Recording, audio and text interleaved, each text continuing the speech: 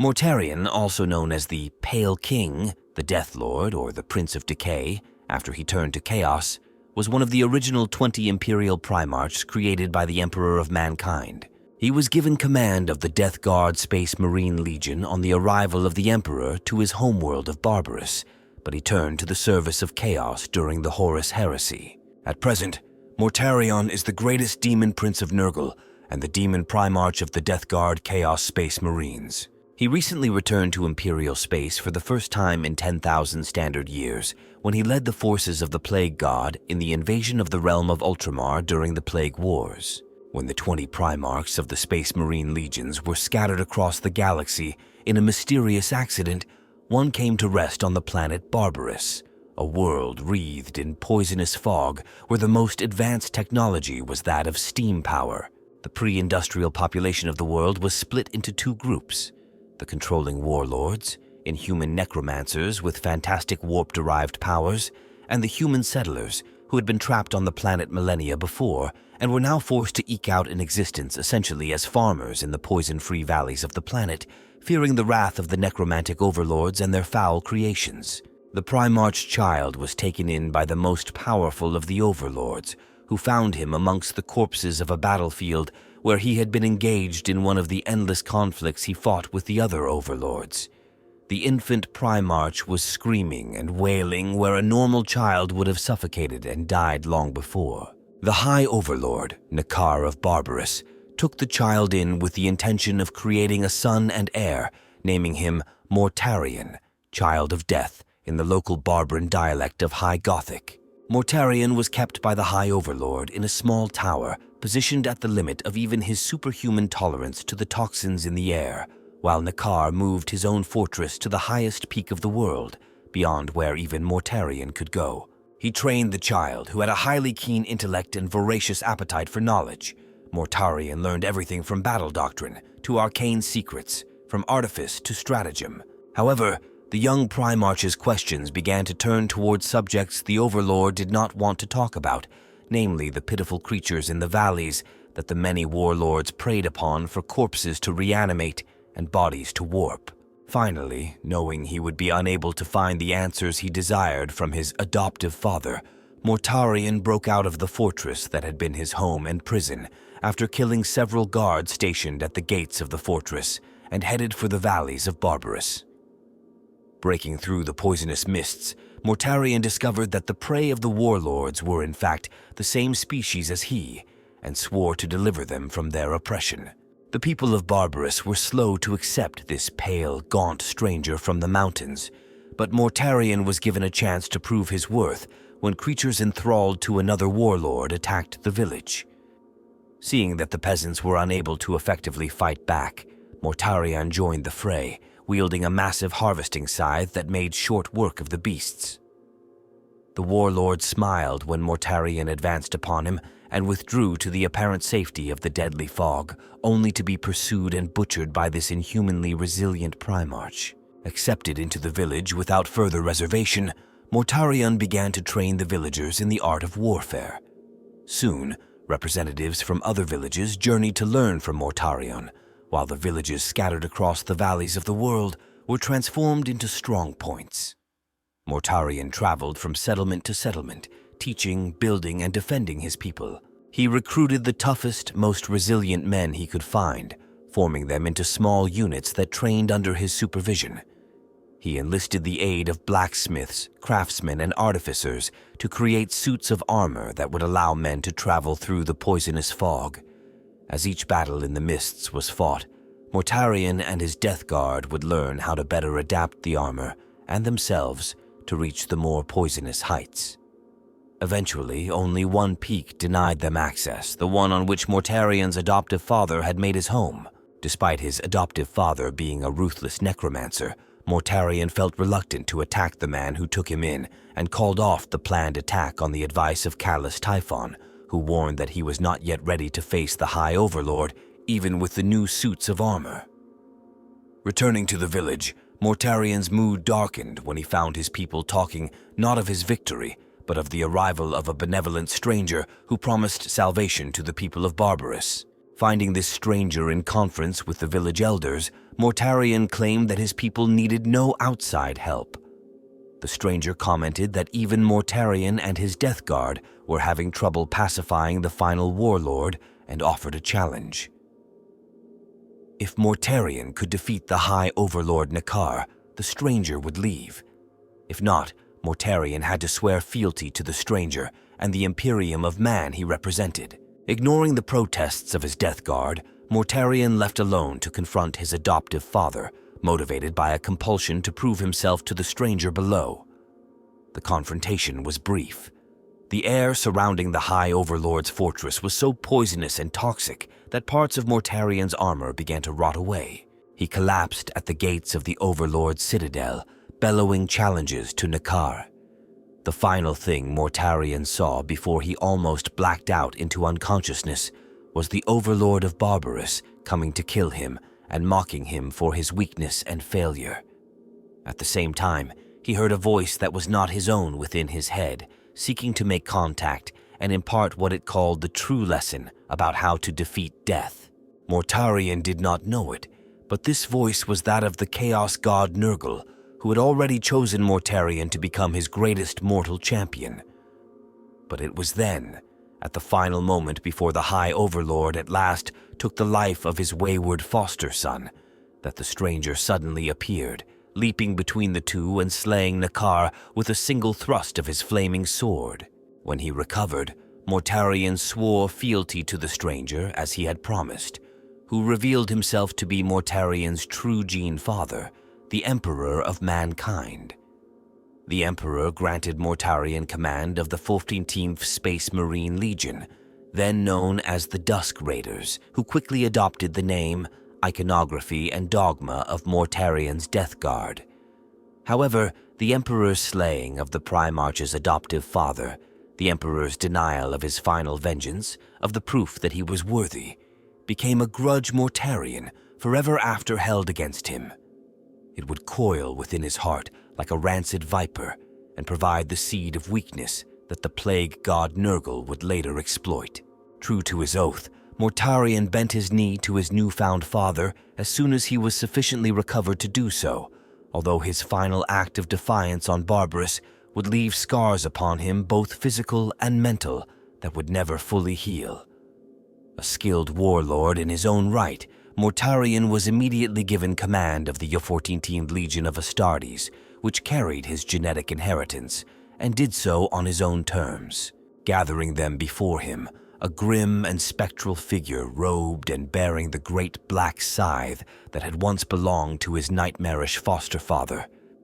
It must have seemed to the Terran-born Dusk Raiders that an ancient, graven image of the Grim Reaper had come before them as their new master. His words were simple and delivered in a harsh whisper that nevertheless carried to each and every one. "You are my unbroken blades. You are the Death Guard. By your hand shall justice be delivered, and doom shall stalk 1,000 worlds." The Legion's name was then changed in accordance with this decree, and Mortarion's words were engraved above the airlock door of the battle barge Reaper's scythe in honor of that moment. By this simple decree, the Dusk Raiders were no more, and the records and annals from that day forward would carry this new name as one to strike fear into the hearts of mankind's enemies.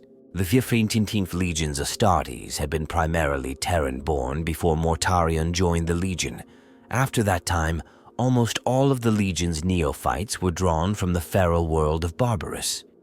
This changed the culture and traditions of the Legion, so much so that by the last days of the Great Crusade in the early 31st millennium, there were increasing tensions between the Barbarus-born Astartes and the Terran minority who remained in the Legion, and who remembered the Dusk Raiders' earlier martial traditions brought out of Old Terra. These tensions became most clear in the period directly preceding the first battle of the Horus Heresy at Istvan Thr, when approximately 1/3 of the Legion was judged by Mortarion to be likely to remain loyal to the Emperor when the Legion joined the War Master Horus in his rebellion against the Imperium. Many of these loyalist Death Guard Astartes were Terran-born, former Dusk Raiders like Battle Captain Nathaniel Garrow of the 7th Great Company, whose loyalty to the Emperor outweighed their devotion to their Primarch. In the solar decades that followed, the renamed Aphorinasaif Legion fought tirelessly in the service of the Great Crusade. Never relenting in battle beneath their Primarch's gaze, they pursued the liberation of mankind with a fervor the Great Crusade had never known. Their restless fleet plowed the cold void from one campaign to the next, resupplying on the move, never pausing but to make war. The Death Guard did not garrison, they did not build, they only tore down and slew, coldly, determinately, and with the inexorable progress of a contagion or a tsunami wave, and worlds fell before them. Over time, Mortarion shaped the creed and practice of the Death Guard, his beliefs in many ways forming a natural extension of their own, beliefs and doctrine becoming ever more refined and extreme. At the heart of them was the unshakable determination that mankind should be free of oppression and terror. Such freedom could only be won in the Primarch's mind by destroying those that would shackle and devour humanity. This was a war to be fought without mercy or limit, without restraint or relenting. The battle for the human future was one that could only be won by enduring any hardship, no matter how terrible, and not shirking from any act, no matter how savage, in pursuit of victory. This single end, the liberation of humanity to Mortarion's creed, justified any means. Mortarion believed that victory in battle came through sheer resilience, and Horus, who used the strengths and weaknesses of the different legions to create the most efficient fighting force possible, used his legion in coordination with Mortarion's frequently. Mortarion and the Death Guard would draw out the enemy and tire them down, and then the Luna Wolves would strike. This combat tactic worked brilliantly, and Mortarion grew close to Horus. Mortarion was a grim and driven Primarch, his breathing apparatus and scythe an inseparable component of his aspect. The pallid, hairless Primarch was viewed by others as a freak, and was distant from all his brother Primarchs save Horus the War Master and Conrad Kurz the Night Haunter, the leader of the Night Lord's Legion. Some Primarchs, such as Robut Guilliman, feared that Mortarion was more loyal to Horus than he was to the Emperor. However, at that time, the Emperor claimed that loyalty to Horus was de facto loyalty to himself. Events would prove the Emperor sorely mistaken. Solar decades of endless battle changed the Death Guard, and over time the Terran influences on the Legion became less and less apparent, with the panoply and traditions of the Dusk Raiders and the Officio Militaris erased in favor of Barbarus's bleak creed of war. The bare, ivory-gray, unpainted ceramite that Mortarion favored for the Legion's power armor became increasingly less adorned, save for new murky jade markings set to echo the corrosive-resistant swamp mud applied to coat the iron plates of the human warriors that had once served the Primarch of Barbarus, and shorn of older heraldry and Terran influence. The martial stratifications of Old Earth's War Masters were done away with, too, and eventually the Ephertine-teamed Legion's Librarius was disbanded thanks to Mortarion's hatred of witchery, such as that the hated charnel masters of Barbarus had once wielded. Mortarion's hand and mind was at work everywhere, remaking his Legion, from changing tactical doctrines to equipment procurement, and some say, behind the selection of candidates and changing practices in the Legion's Apothecarian, where he gained the latter knowledge to interfere.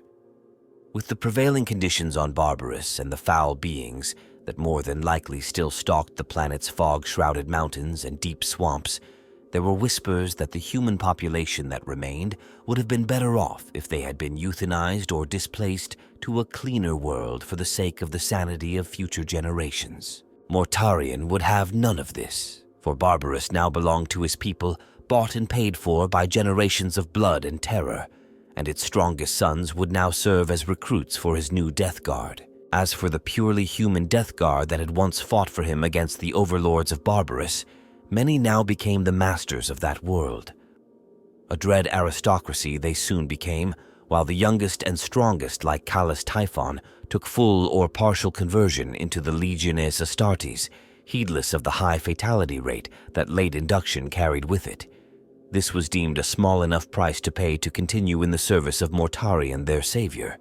With new recruitment at issue, Barbarus itself, in a short span of Terran years, became little more than a factory of sorts to produce new recruits for the Death Guard Legion, and intake from other sources of recruitment to which the Legion had title dwindled to a mere handful, unless the pressure of fatalities in the field proved too great. Mortarion's resistance to the use of bloodstock other than that of Barbarus wavered only because of the need to keep his Legion's strength battle-worthy in his eyes. Recruitment solely from Barbarus was, however, aided by the high suitability of the planet's hardy feral population to the conversion process. The Legion's gene seed seemed to amplify the uncommon resistance to contagion and toxins in its Barbarus candidates to unheard-of levels. As fresh intakes of new Space Marines came in from Barbarus, the surviving core of Terran blood in the Koftin Team Legion became a minority as the Great Crusade burned on across the stars, the Death Guard at the forefront of the fighting in the most hellish war zones imaginable. Although second perhaps in their Gene Father's eyes, the Terran contingent remained stubborn in the ranks, hardened veterans and a force to be reckoned with in the Legion. Mortarion was present at the Council of Nikaea, where he spoke out against his brother, the Primarch Magnus the Red.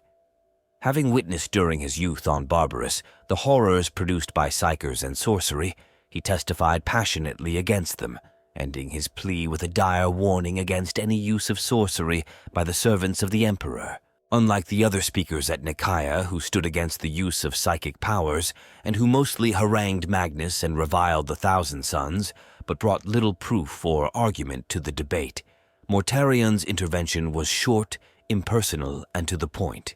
It therefore made a great impact upon the opinion of the Emperor, and drove Magnus to defend the use of psychic abilities with more drive and passion than he had originally intended.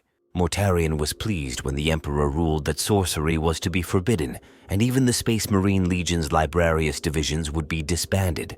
The librarians returned to the ranks of the line Astartes and sworn to never use their powers again. When the War Master Horus turned to chaos, it did not require much effort to drag Mortarion and his Legion down with him. Horus had been one of the few Primarchs with whom Mortarion had felt comfortable, and as such, he showed more loyalty to the War Master during the Great Crusade than to the Emperor himself. In truth, Mortarion had never forgiven the Emperor for denying him the chance to earn his final vengeance against Nikaea. Horus, a master manipulator who knew what was in his brother's heart, revealed to Mortarion that he knew that the Emperor had dealt with the powers of the warp to gain the knowledge needed to create the Primarchs. Already deeply angry with his father, it did not take much for Horus to push the idea upon his brother that the Emperor was in truth a sorcerer, not much different from the High Overlord Nikaea on Barbarus, Mortarion's hated adoptive father. Horus promised that if Mortarion joined his cause and supported his rebellion, they would cleanse the Imperium of the Emperor's taint and build a new regime free of their Gene Father's lies, manipulations, and deceit. In addition to this, the Death Guard's first captain, Callus Typhon, Mortarion's second-in-command, had long been a secret follower of the ruinous powers and eagerly manipulated the rest of the Death Guard into treading the path of damnation. Mortarion revealed his true colors during the scouring of Istvan III, when he willingly sent potentially loyalist elements of the Death Guard into Horus's trap. Once the Astartes who remained loyal to the Emperor were purged, the Death Guard then fought alongside their traitor brethren during the Dropsite massacre on Istvan Phi. For much of the Great Crusade, the errant White Scars Legion under the command of the Primarch Jagatai Khan had remained noticeably absent from the current chain of events that were only now beginning to trickle into their fleet's astropathic choirs. As they interpreted the astropathic messages they received in a contradictory manner, they began to suspect that things were not right. It had begun in the Kondak system, right towards the end of the campaign against the Greenskins. The first inkling that all was not well.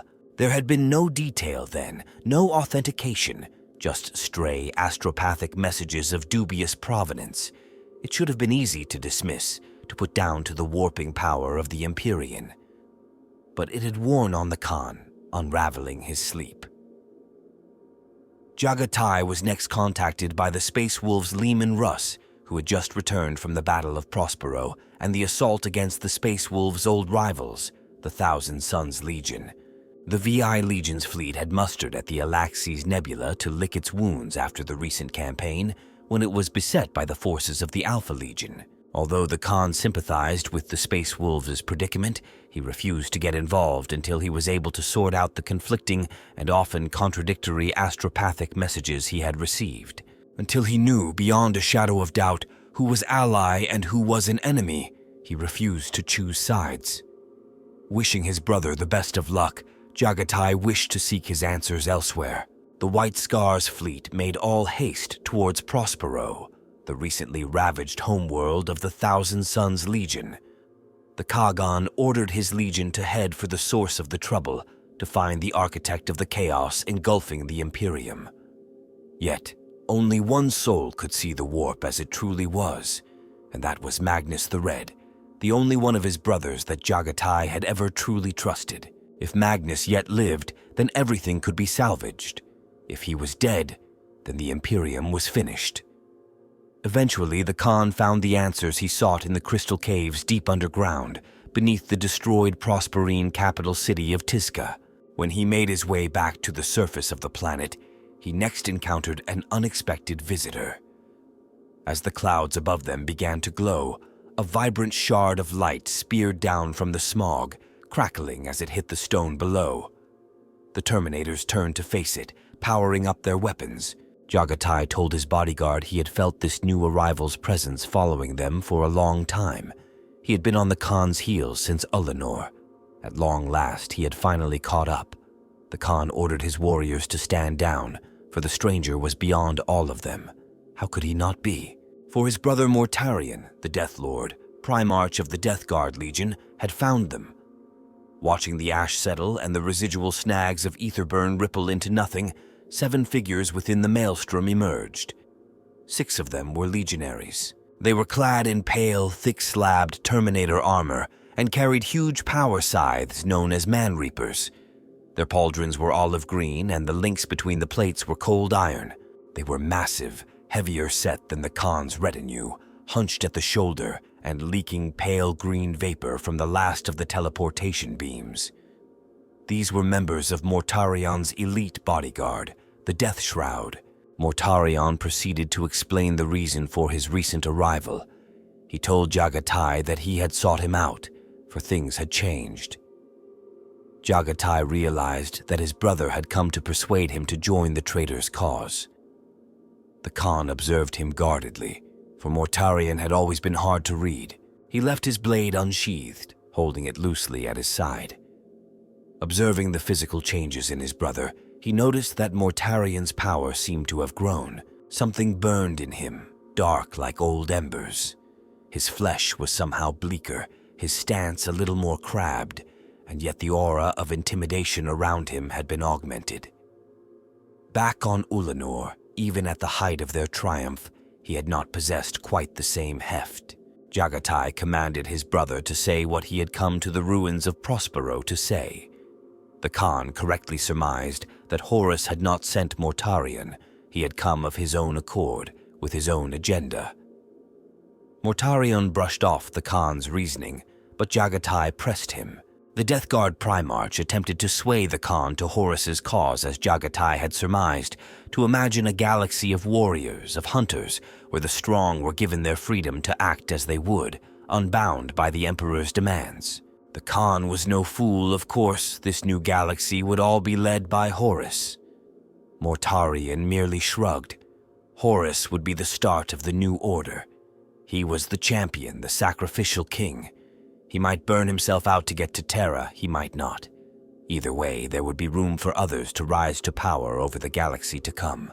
Mortarion told his brother that he should not have thrown in his lot with Sanguinius, let alone Magnus. He hated to see the 3 of them getting dragged in deeper by the Emperor's hypocrisy. Their father had tried to pretend that it was not there, the warp, as if he were not already up to his elbows in its soul-sucking filth.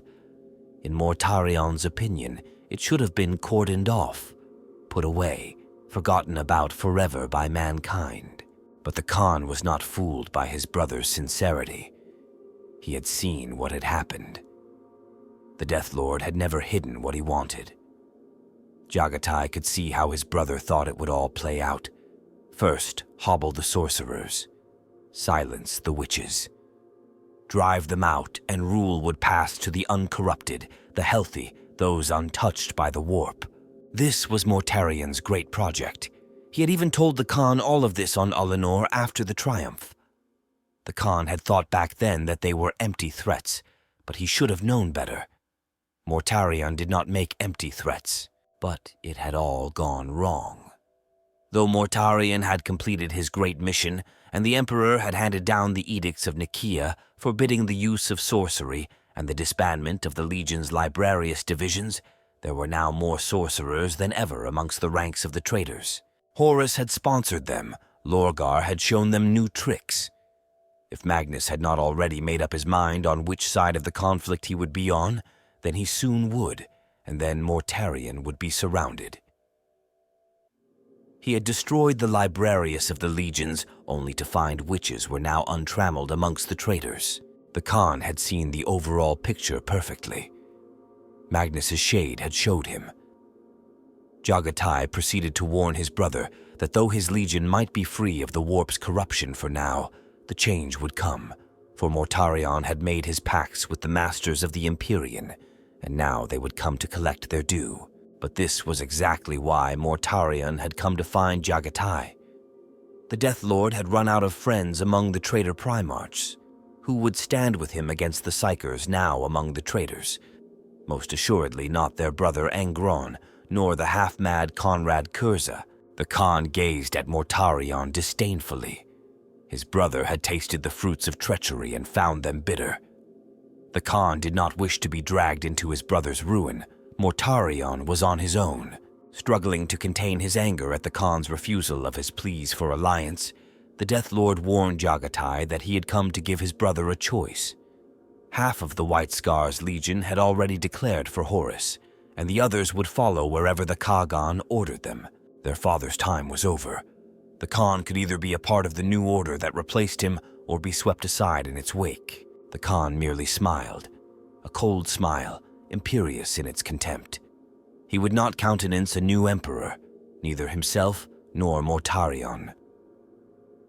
Jagatai explained that the reason neither one of them would ever rule the galaxy is that both of them were never the empire builders.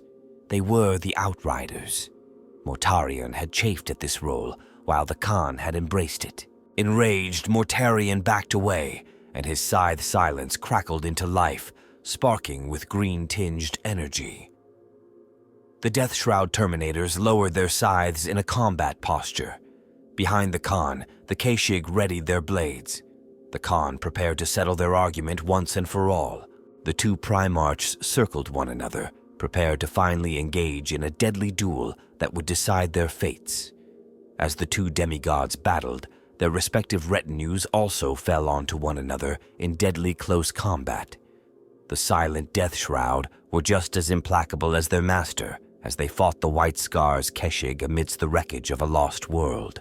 Warriors of both sides soon fell, their bodies caked in the thickness of blood and dust, but the dispute raged on, bitter and unyielding.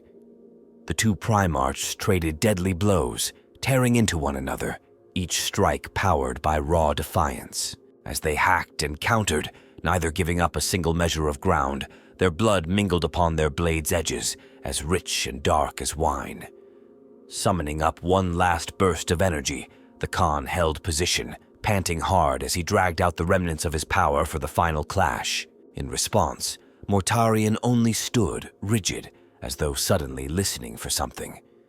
His scythe fell into the guard position, and a thin coughing broke from his mask, which the Khan realized was an exhausted kind of chortle. So the choice has been made.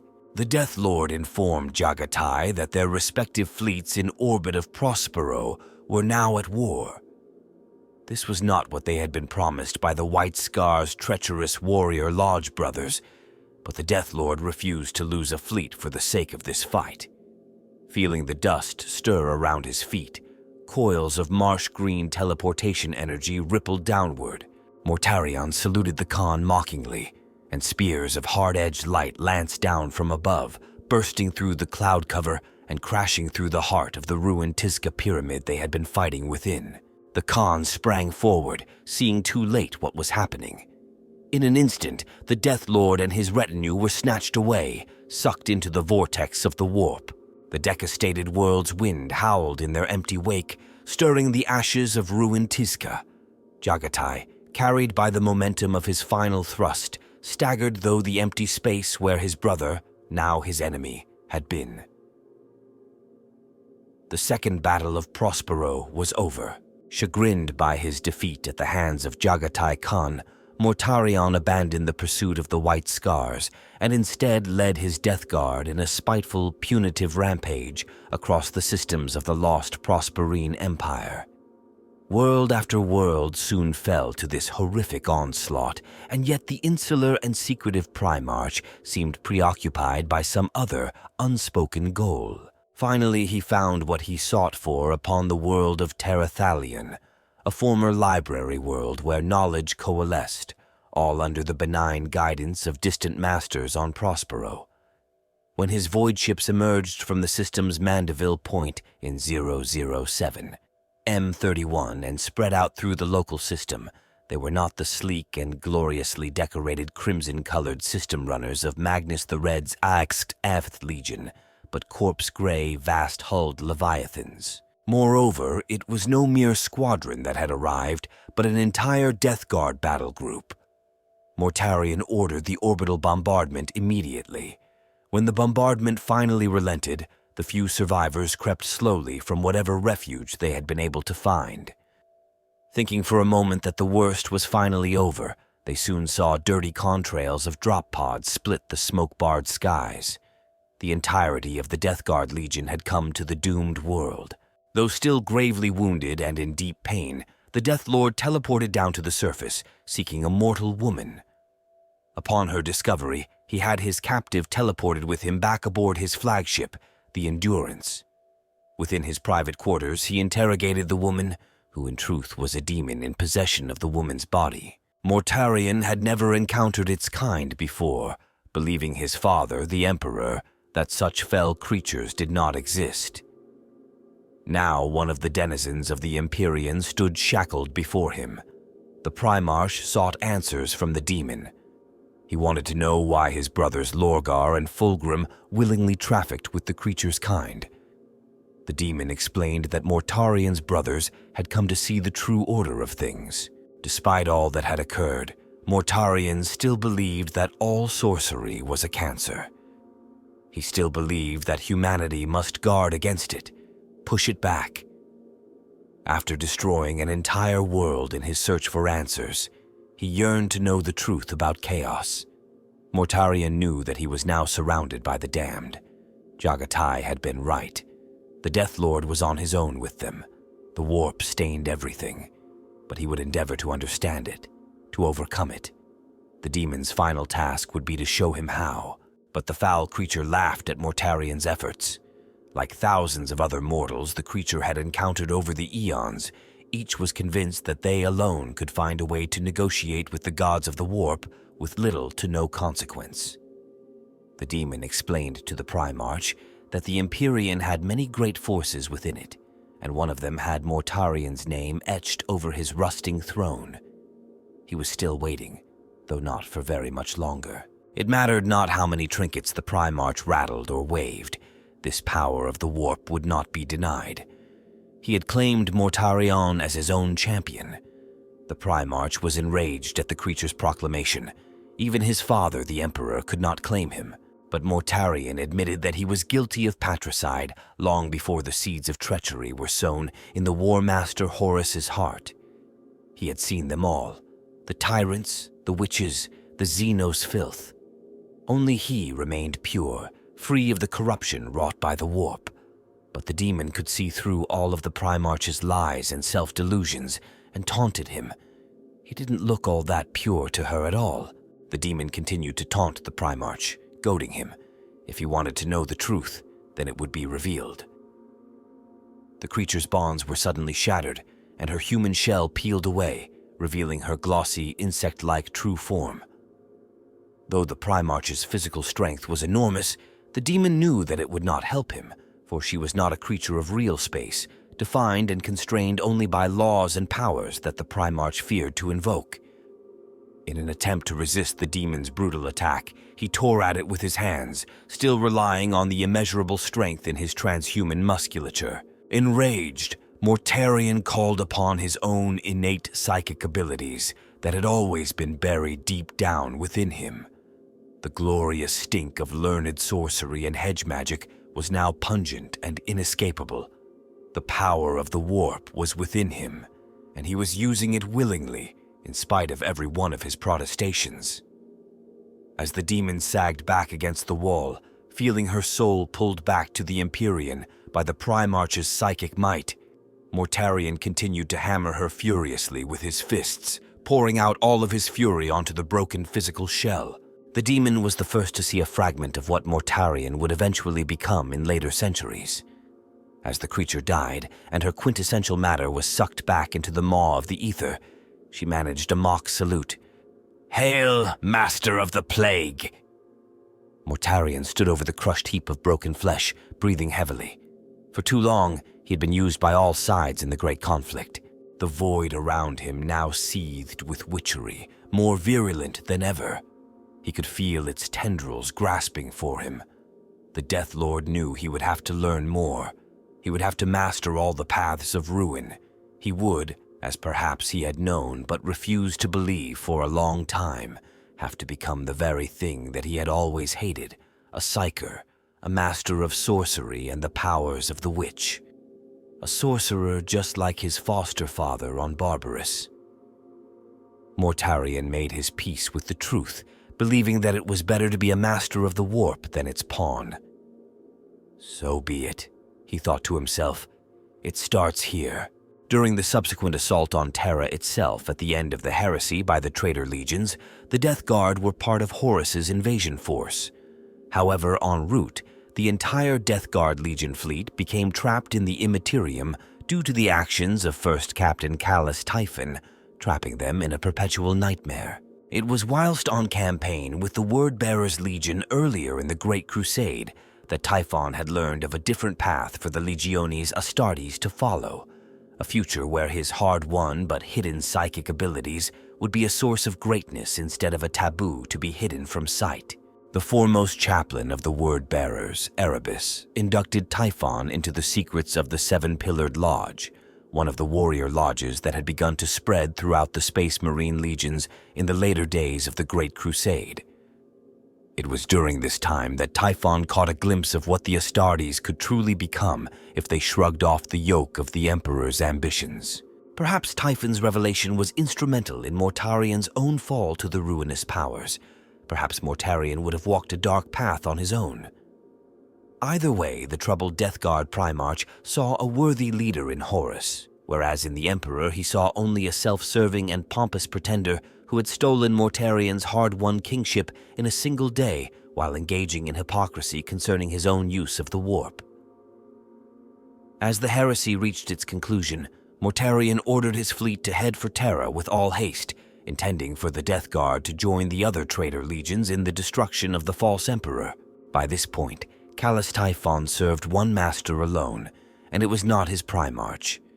Typhon had seen to it that the fleet's navigators were killed to a man, claiming their loyalty was still to the Emperor, but reassured Mortarion that the warp gift he possessed would see them through their journey in the Empyrean safe enough.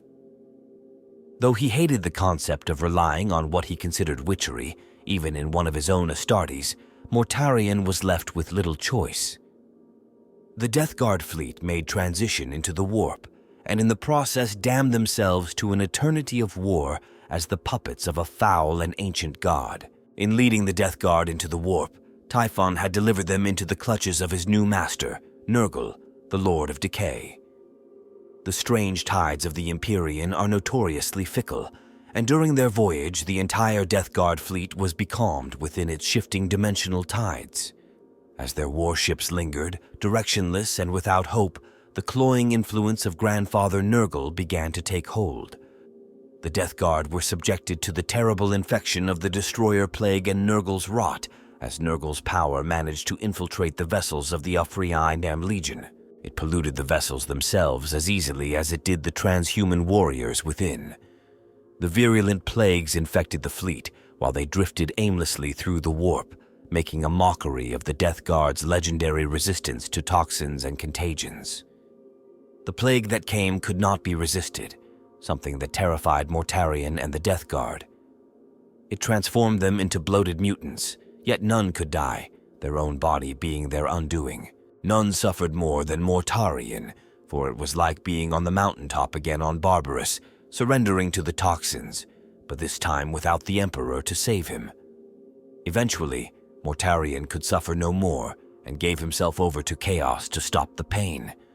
Desperate, Mortarion offered his legion and his own soul up to the ruinous powers in exchange for deliverance. Nurgle responded gleefully and took the F-Team-Mafev Legion and Mortarion for his own champions. As Mortarion at last swore his soul to the eternal service of the Plague God in return for an end to the ceaseless agony, Nurgle responded with his usual generosity.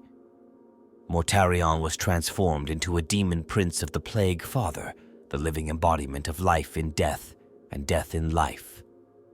The Death Lord at last was worthy of his title. What emerged from the warp bore little resemblance to what had gone in. The Death Guard Space Marines' once gleaming gray armor was corroded and shattered, barely containing their bloated, pustule-riddled bodies. Their weapons and armor were powered by the energies of chaos, and they became known as the Plague Marines, although they would still use the name of the Death Guard for themselves. Mortarion himself left his humanity far behind and was transformed into Nurgle's greatest mortal champion, the Prince of Decay, the very image of death.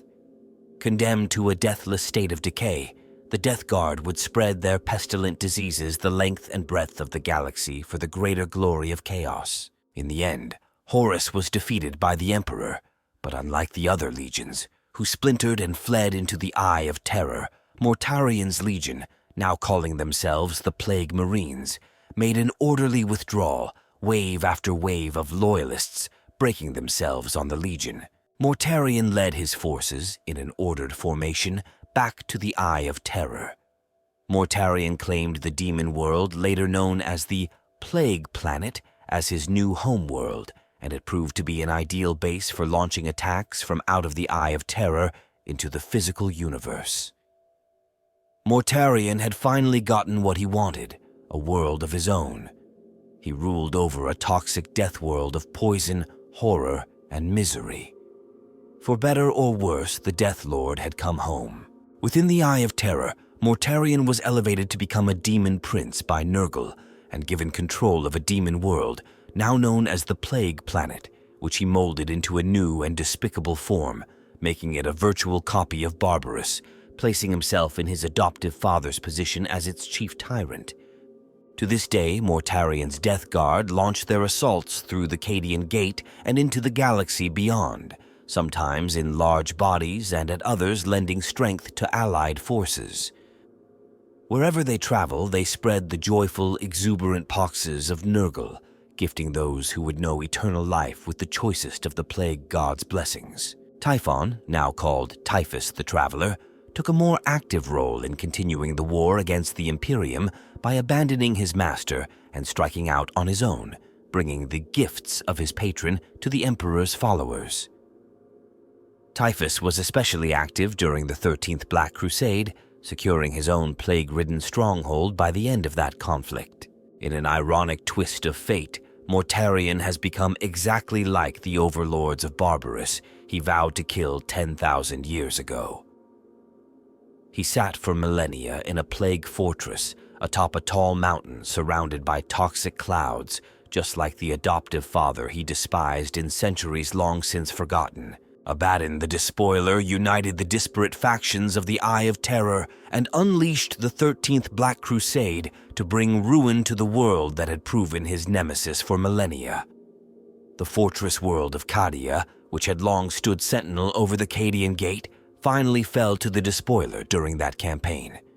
The destruction of Cadia eliminated the mysterious geometric pylons that dotted the fortress world's windswept outlands, and in doing so weakened the barrier between worlds, for these ancient megaliths were fashioned to keep power of the warp from overwhelming the material dimension.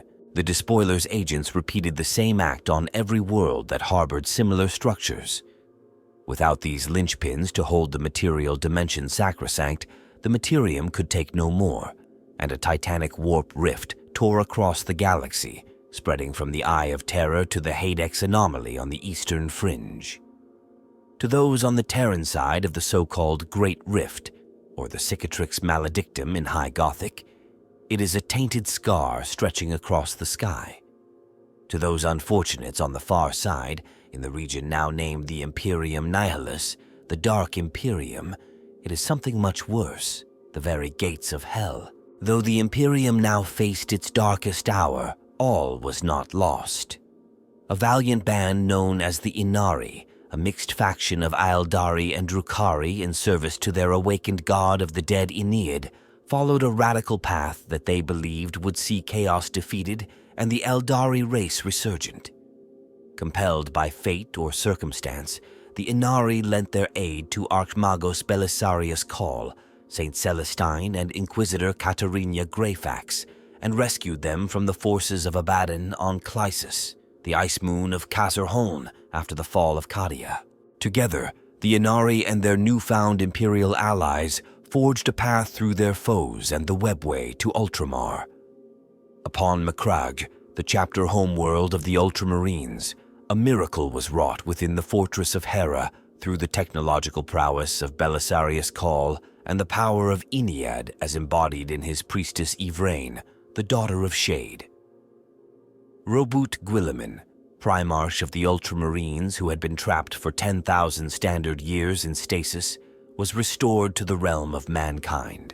Deep within the noisome swamps of Nurgle's Garden in the realm of chaos, a conclave of great unclean ones listened indulgently to the frantic babbling of messenger flies.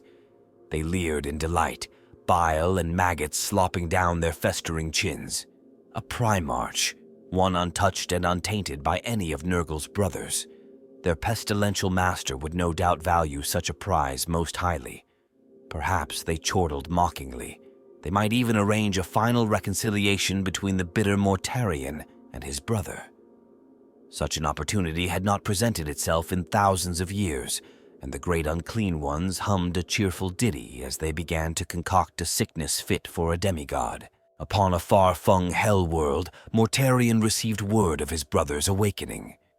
Mortarion raged, a cold and virulent storm of anger whirling around him until its echoes in real space seeded 7 new and terrible plagues upon luckless imperial worlds. Mired amid plans that were nearing fruition, the demon Primarch of the Death Guard could not yet act to strike at Guilliman.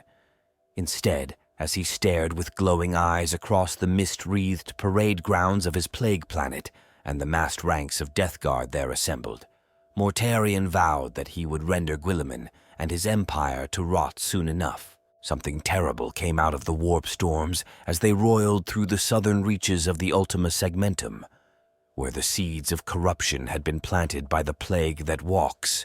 A new and terrible contamination spread. The diseased dead rose to claim the living. Previously, the walking corpses could be destroyed, but now doing so only released hordes of Nurglings that writhed impossibly out of the withered flesh of the fallen. Hive worlds were toppled, and as the blackness of the Noctis Aeterna descended, there was no escape. In the horrific ruins, cults of corruption slithered out of hiding, summoning forth further aid from the realm of chaos itself. So did systems fall, creating the Scourge Stars, a trio of sickly star systems that had fallen to Nurgle. From that power base, the Death Guard and demonic plague legions issued, systematically reaping planet after planet. The first invaders to issue forth from the Scourge Stars were the Death Guard, led by grim Mortarion, who now brought the fabled realm of Ultramar, gem of the whole segmentum, under siege. His meticulously planned 7-part campaign would bring untold ruination to all of Ultramar. So began the first part, the War of Flies, including the assault of the 3 planets, the besieging of the hive world of Ardium, and the creeping doom offensive against Espendor and Droll. Virus bombardments preceded the Death Guard. Once gloried hive cities became pits, and agri-worlds became fly-blown wastes. The attacks were slow but relentless, wearing down Ultramar's defending Ultramarines and their vaunted Ultramar Auxilia. With communications severed and relief forces cut off by fresh warp storms, the defenders were hard-pressed in 100 locations across Ultramar. Then Robout Guilliman returned from the end of the first phase of his galaxy-spanning Indomitus Crusade. Tactically, Mortarion and his fellow Nurglite commanders now found themselves evenly matched, their offensives blocked at every turn by the Ultramarines and their Primarch's precise counterattacks.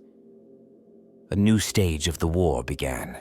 It was Guilliman's tactical acumen that first stabilized the many war fronts of Ultramar and his Spear of Espendor campaign, a brilliant counterattack that successfully bought the forces of the Imperium still more time. At the gates of Parmenio, Guilliman defeated the Greater Demon Septicus and his Plague Guard. At Iax, once a glorious garden world now transformed into a hospital world to tend to Ultramar's sick and dying, Primarch met Primarch as Guilliman confronted Mortarion, the two brothers fighting to a deadlock before the Chaos forces mysteriously withdrew under cover of a virus bomb assault that added to the myriad miseries of IAX.